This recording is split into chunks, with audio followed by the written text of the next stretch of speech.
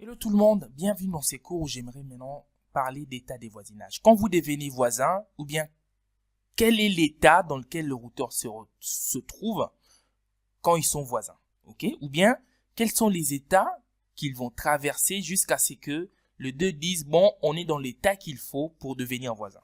C'est ça que j'aimerais aborder dans ce cours ici, ok? Alors, pour faire simple, je vais prendre l'exemple de deux routeurs qui veulent devenir voisins. Donc là, on dessine deux routeurs. R2 et R1. R2 et R1 veulent devenir voisins OSPF. Ok? Alors, leur premier état, quand ils ne parlent pas OSPF, quand les deux ne parlent pas OSPF, ils sont dans un état qu'on appelle down. Ça, c'est un état complètement normal. Alors, je vais prendre le stylo noir. Donc, ils sont dans leur premier état, c'est l'état qu'on appelle down. Ici, pas d'OSPF. Ok? Pas OSPF qui tourne. Il n'y a pas d'OSPF qui tourne. Ou bien peut-être un des routeurs est en train de tourner l'OSPF, mais pas l'autre. Mais en tout cas, les deux routeurs sont pas dans un état d'OSPF. Et on peut vérifier ça, on verra rien du tout même quand on vérifie les tables. Il n'y a pas de table parce que vous vous rappelez, il y a une table qu'on appelle le table de voisinage, le neighbor table. Dans le neighbor, quand vous êtes dans cet état, dans le neighbor ou voisinage, il n'y a absolument rien du tout. Ok? Absolument rien. Ensuite, qu'est-ce qui va se passer? On va passer de down à un état qu'on appelle attempt. Ok? À un état qu'on appelle attempt. Alors, l'attempt, c'est quoi? C'est comme si il y avait des tentatives. Il y a chaque routeur, ou bien un des routeurs, va envoyer le paquet hello. Pour dire, bon, j'essaie de devenir neighbor. Admettons que vous avez activé OSPF en premier, côté R1. Donc, R1, ce qu'il va faire, il va dire, bon, écoute, là, je vais essayer de devenir voisin avec le routeur R2. Et comment est-ce qu'il essaye? Ben, il envoie le paquet hello. Il envoie le paquet hello à un intervalle régulier que vous connaissez. Par défaut, c'est 10 secondes. Tous les 10 secondes, il envoie le paquet hello. OK? Mais malheureusement, il n'a pas reçu de paquet. OK? Il ne reçoit pas de paquet retour. Donc là, il va rester dans l'état atteinte parce qu'il essaye de parler à l'autre, mais il attend aussi que l'autre réponde. Alors, difficilement, vous allez le voir dans un réseau multicast, vous n'allez même pas voir ça. Mais si vous faites de l'OSPF unicast, vous verrez que l'atteinte dure. Parce que l'unicast a un temps beaucoup plus élevé des lots paquets. En multicast, quand on fait de l'OSPF multicast, on est à 10 secondes, mais en unicast, on passe de 10 secondes à 30 secondes. Donc, ça veut dire que quand j'envoie le paquet hello, ça prend 30 secondes avant d'envoyer le prochain. Et là, vous pouvez voir facilement, ok, mon routeur est dans un état d'attempt, tentative. Il est dans le tentative parce qu'il n'a pas encore reçu le paquet de l'autre. Ok? Ensuite, une fois que il reçoit le paquet du voisin, il passe de, je prends mon stylo noir, il passe d'attempt à un autre état qu'on appelle init. Donc là, on voit, je dirais ici, on voit, ok, mais pas de réception.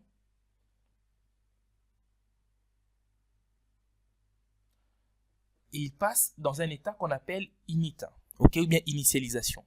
Et dans cet état-là, le routeur R1, par exemple, qui commençait à envoyer le paquet, va recevoir maintenant un paquet de l'autre côté du routeur voisin. Ok? Mais quand il reçoit ce paquet du routeur voisin, qu'est-ce que le routeur a surtout besoin de voir? R1, quand il va recevoir le paquet du routeur voisin, donc il reçoit le hello du routeur voisin, R1 regarde dans son hello et vérifie, est-ce que moi, R1, j'ai un routeur ID de 1.1.1, R2 a un routeur ID de 2.2.2.2. Quand R1 reçoit le hello de R2, R1 regarde dans le hello de R2, est-ce que R2 a mentionné mon routeur ID 1.1.1? Ok? Est-ce que R2, quand il m'a envoyé le paquet, il a mentionné mon routeur ID? C'est là que je sais qu'il veut communiquer avec moi. Il doit indiquer mon routeur ID dans son message. Si je ne retrouve pas mon routeur ID, je serai toujours dans l'état init. Donc, dans l'état init, je reçois le paquet. Donc, envoi et réception. Mais, je dirais pas de routeur ID dans le message reçu. J'ai pas de routeur ID. Et vu que j'ai pas de routeur ID, ben écoute, je ne sais pas est-ce qu'il s'adressait vraiment à moi ou pas. Jusqu'à ce que quand je vais recevoir, quand les deux vont se dire, ok, moi ici, quand R1 envoie, R1 aussi a mis le routeur ID de 2.2.2 dans le message hello. Une fois que le 2 envoie ça, ils vont passer maintenant de l'état init à l'état two-way. Ok? Et c'est au niveau de l'état two-way que le 2 essaye d'établir une communication bidirectionnelle.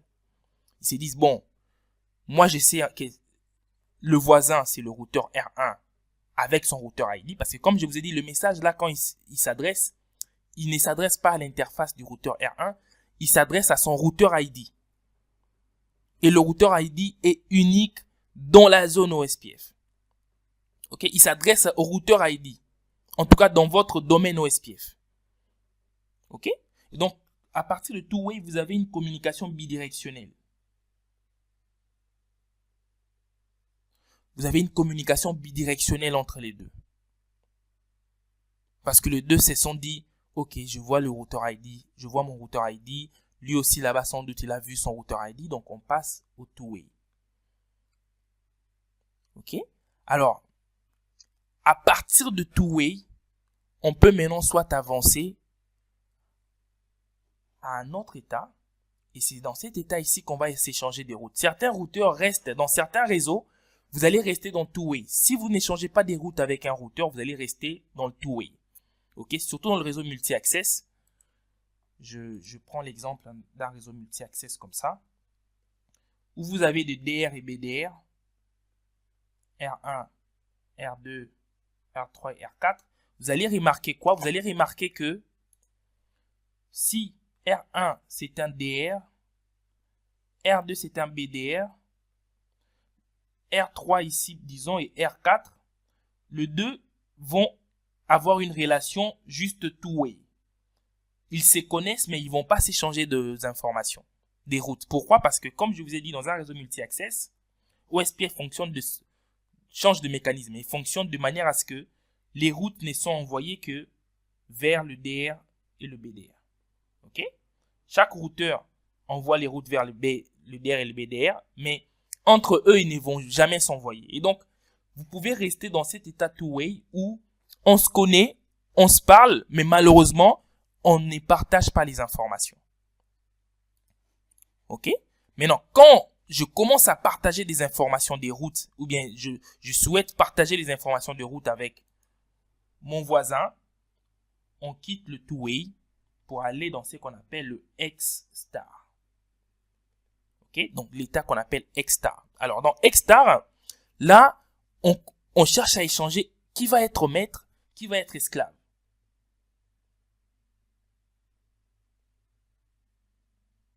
Okay? Qui va être maître, qui va être esclave. Surtout dans des contextes où vous avez DR, BDR. Vous avez bien compris que quand quelqu'un est DR, c'est comme le chef du groupe. Hein, donc, lui, il est comme maître. Moi, j'attends qu'il m'annonce. C'est à ce niveau-là que tout s'identifie, quoi. C'est à ce niveau-là qu'on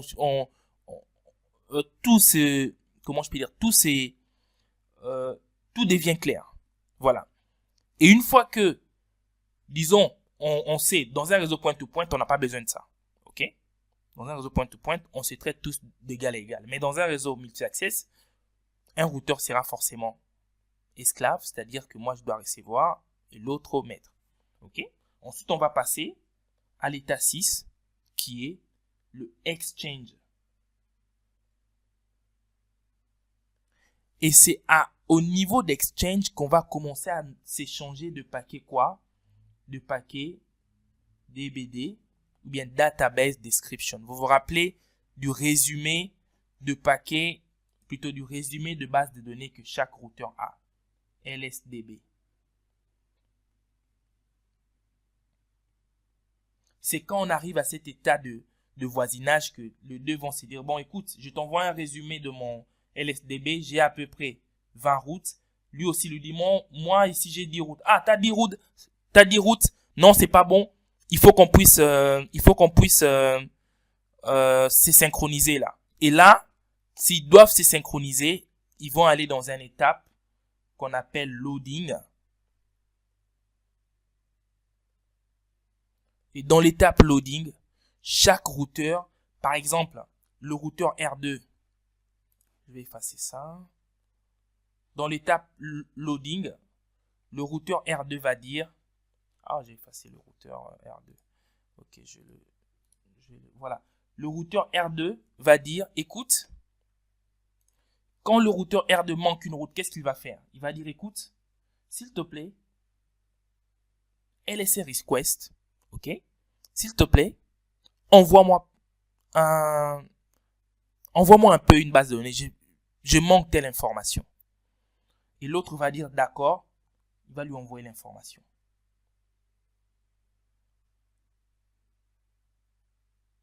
Ok? En lui envoyant un LSU, bien link state update. Et lui, quand il va recevoir, il dit, ok, LSA acknowledgement. Ok, j'ai bien reçu. Cet échange-là où chaque routeur veut se dire, veut valider qu'ils ont les mêmes niveaux d'information, c'est à l'étape loading. Pourquoi l'étape loading? Parce que après l'étape loading, la prochaine étape, c'est la fin. Et c'est là où vraiment vous devenez voisin OSPF. C'est quand vous êtes full. C'est à ce niveau-là que vous êtes voisin OSPF. Ça veut dire que vous avez synchronisé vos informations. Les routes sont bien installées. Voici ce que moi je peux dire de l'état des routes. Et j'aimerais que vous puissiez retenir ça parce que quand on va le voir de manière pratique, vous allez voir que c'est ces étapes-là. Et donc, avec ce que je viens d'expliquer, vous pouvez facilement dire pourquoi votre routeur, par exemple, est bloqué à cet état ici. Okay? Pourquoi votre routeur est bloqué à l'état down?